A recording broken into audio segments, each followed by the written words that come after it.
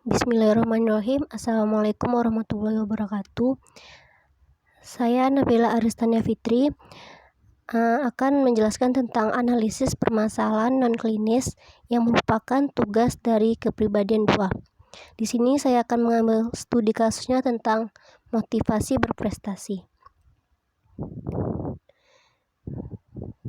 Sekilas teori kognitif dari Albert Bandura. Teori kognitif sosial Albert Bandura merupakan teori belajar yang dimasukkan ke dalam kelompok aliran behaviorisme karena pada dasarnya proses pembelajaran tetap berlangsung melalui penguatan atas respon yang tepat, seperti proses peniruan dan observasional, di mana pada teori ini Bandura menekankan bahwa manusia belajar dari pengalaman dan hal-hal yang diamati di sekeliling kita.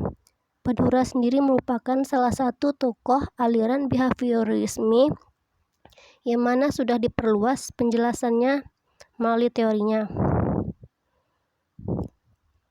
Kasus analisis non-klinis di mana seseorang yang awalnya malas belajar menjadi termotivasi untuk berprestasi.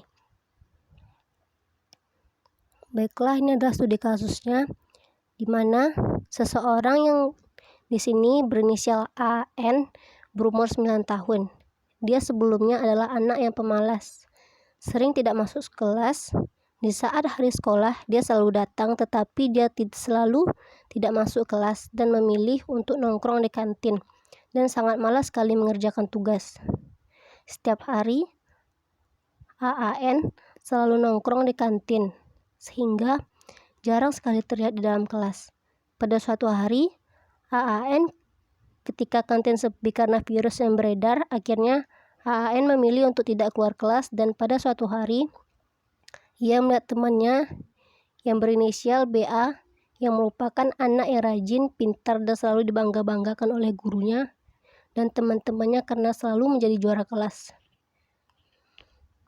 Berbeda dengan dirinya yang kehadirannya tak pernah dianggap dan selalu diabaikan. Karena melihat temannya itu, akhirnya si AAN menjadi iri dan termotivasi untuk menjadi seperti BA. Ia selalu mengamati BA yang menjadi modelnya. Ia mengamati apa saja yang dilakukan oleh BA, sehingga ia selalu menjadi berhasil. Kemudian ia mencontoh apapun yang dilakukan oleh BA, temannya yang ia jadikan model tadi. Kemudian ia meyakini dirinya bahwa ia mampu untuk melakukan apa yang dilakukan oleh modelnya yang kemudian membuatnya menjadi termotivasi oleh BA. Akhirnya pada suatu hari, saat pengumuman penerimaan rapor, diumumkan bahwa AAN berhasil menjadi juara kelas. AAN mengalahkan temannya tadi yang ia jadikan model dan dia menjadi juara kelas. Sejak itu, AAN selalu bersemangat dan ditambah lagi adanya dukungan orang tua dengan memasukkan anaknya itu mengikuti kursus privat. Kaitannya dengan teori Albert Bandura. Di sini permodelan dan self-efikasi diri. Pemodelan ini pembelajaran dari mengamati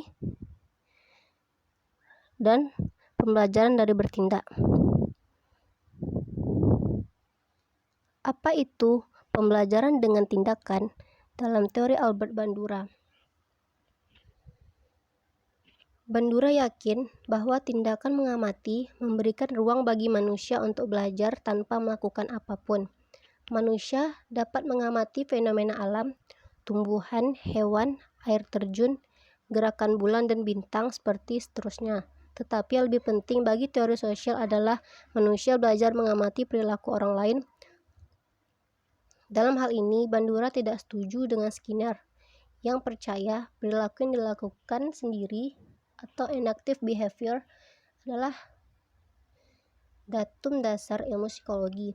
Dia juga berbeda pendapat dari Skinner karena Bandura percaya penguatan bukan ekstensi pembelajaran meski penguatan memfasilitasi pembelajaran. Katanya namun dia bukan syarat utama. Menurutnya, pembelajaran manusia yang utama adalah dengan mengamati model-model dan pengamatan inilah yang terus-menerus diperkuat.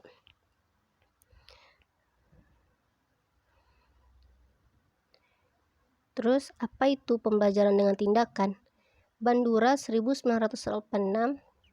yakin bahwa pembelajaran dengan mengamati jauh lebih efisien daripada pembelajaran dengan mengalami langsung. Dengan mengamati orang lain, seseorang mempelajari respon mana yang diikuti hukuman atau mana yang tidak mendapat penguatan.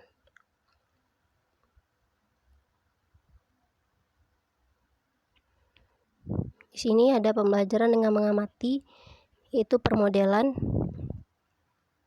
dan pembelajaran dengan bertindak, yaitu self-efikasi. Permodelan yaitu pembelajaran dengan mengamati orang lain yang diyakini menjadi contoh dan dapat menjadi panutan yang diyakini dapat mempengaruhi ke arah yang lebih baik. Kalau self-efikasi, Bandura mendefinisikan sebagai keyakinan manusia pada kemampuan mereka untuk melatih sejumlah pengendalian terhadap fungsi diri mereka dan kejadian di lingkungannya.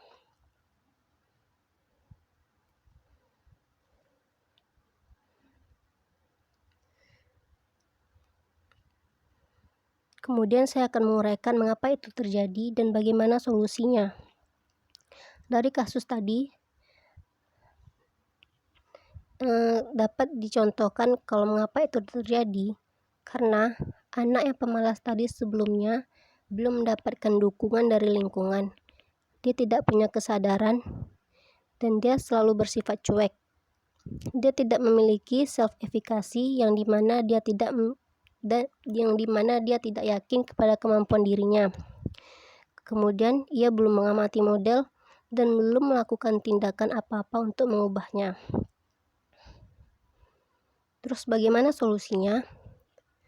Solusinya, anak tadi harus selalu mendapatkan dukungan dari lingkungan di sekitarnya agar terus termotivasi untuk menjadi lebih baik lagi dan jangan mudah puas. Anak berinisial AAN tadi harus selalu menguatkan self-efikasi pada dirinya dan mempertahankan pola belajarnya. Jangan sampai mentang-mentang AAN tadi sudah berhasil mengalahkan modelnya dan bangkit dari malas belajarnya, dia menjadi cepat puas dan kembali untuk malas belajar. Artinya di sini dia itu termotivasi hanya untuk mengalahkan gitu. Kemudian harus selalu ada dukungan untuk AAN dan terus berikan dia pujian agar dia tidak berhenti untuk berusaha walaupun dia sudah berhasil mencapai targetnya. Jadi penguatnya, adanya motivasi untuk berprestasi. Untuk berprestasi, seseorang harus ada motivasi terlebih dahulu. Kalau seseorang belum tumbuh motivasinya, belum tumbuh semangatnya, dia belum semangat gitu untuk belajar. Jadi sebelum seseorang itu berubah, dia harus memiliki motivasi terlebih dahulu. Kemudian adanya dorongan dari dalam diri untuk maju, sama seperti motivasi tadi. Terus seseorang itu harus mendapat dukungan dari sosialnya. Dukungan sosial ini sangat berpengaruh karena seseorang akan merasa lebih dihargai dan didukung gitu. Jadi orang tua di sini memiliki peran yang banyak karena untuk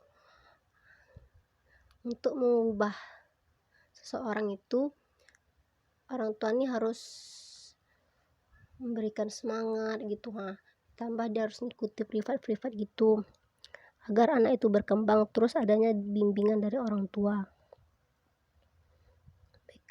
Baiklah, sekian presentasi dari saya. Apabila ada kekurangan dan kesalahan mohon dimaafkan. Wabillahi taufiq wal hidayah. Wassalamualaikum warahmatullahi wabarakatuh.